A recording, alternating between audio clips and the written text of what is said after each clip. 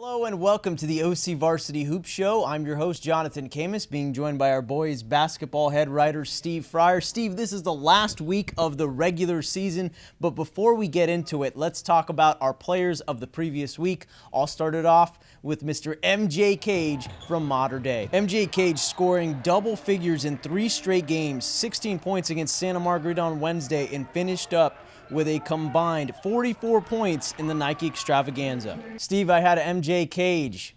You have another guy. I have Sam Kobrine of Corona Del Mar. Had a great week in some really key Pacific Coast League games. 24 points against Beckman and a 34 against University. Corona Del Mar needed those wins to get back in the race for a playoff berth in the Pacific Coast League, which is a really good basketball league this year. All right, let's spotlight some of the games this week. And one of the biggest games that we have is Orange Lutheran taking on Mater Dei. This is at Mater Dei. Olu is 7-1 in league. Yeah. Who was their only opponent they lost to, Steve? Yeah, the Monarchs. Yeah, and could be another tough one for the Lancers, but hey, Orange Lutheran, when they play their A game, they could beat anybody. Yeah, but they're missing one of their A-game players. Kevon Scott hurt his ankle in the Nike Extravaganza in the loss to Westchester. He's their best big guy. He's 6'7", really their enforcer inside, really good defensive player, key guy on the rebounds. Without him, they kind of slip quite a bit, and without him, they may not be in that open division. I think when the open division people look at that, they know that Scott's not playing, and if they, stumble a little bit this week with a couple games they got against Orange Lutheran and Margarita, who knows where they'll be when that open division selections come out on Friday. Another league game in the Crestview League this time. This is 2-2 Foothill at 4-0 Esperanza. The Aztecs' last overall loss actually came to Foothill near the end of the year, but this was not a league game. This was a tournament game, so that's how that worked. Foothill was 1-1 last week. They lost to Buena Park, but beat Canyon. Esperanza's rolling, though, Steve. Yeah, they are. Casey Okpala's really a fine player, definitely a first-team All-County guy, it looks like. But they got other guys, too. Brendan Herrick's come along and helped them an awful lot. He's a good defensive player, a good tough guy in the rebounds. And Travis Kettering, kind of one of those glue guys. You got to have guys like a Travis Kettering on your team.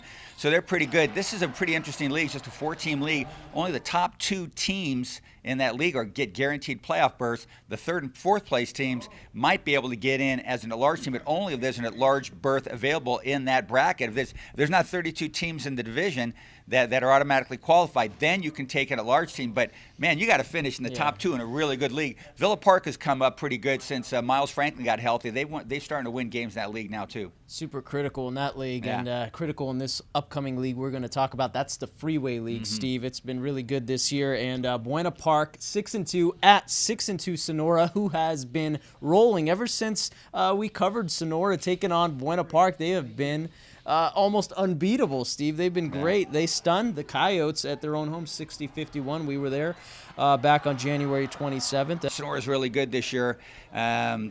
Lately, I should say. Won the championship last year. Been hot lately. That league, as we've seen, is really good. Troy, Sunny Hills, they're right there as well. So it's a pretty tough league. Buena Park got a really good freshman. Cameron Dashiell is going to be a really fine player. He's already really good. By the time that guy's a senior, he could be pretty special. Yeah, he sure can. Anything else you'd like to add as far as some at-large teams or, the open division teams, I believe, were announced? Yeah. Well, the open division comes out on Friday. That's when we get a look at the bracket. It'll be up to 16 teams. Right now, there's a watch list going on. It's a list of candidates that we have. So this is kind of changing here. Yeah. The watch list is kind of losing teams as the weeks go by. 4 Orange County teams on that watch list: Los Alamitos, Mater Dei, Orange Lutheran, Santa Margarita. Will all 4 of them be in that 16-team bracket? I don't know. I don't know if Los Al might be a bubble team. They might not make it. Mater Dei's a lock. They'll probably be seeded 3rd or 4th. Orange Lutheran's got a good chance to get in, too, as does Santa Margarita. But, again, that depends on how things go this week. Santa Margarita, talked to Coach Jeff Reinert over there. He really wants to. Yeah, they want to get in. They want to get in an open division, get tested that way, and so does Orange Lutheran. But if they got Kevon Scott, they'll be good in that division.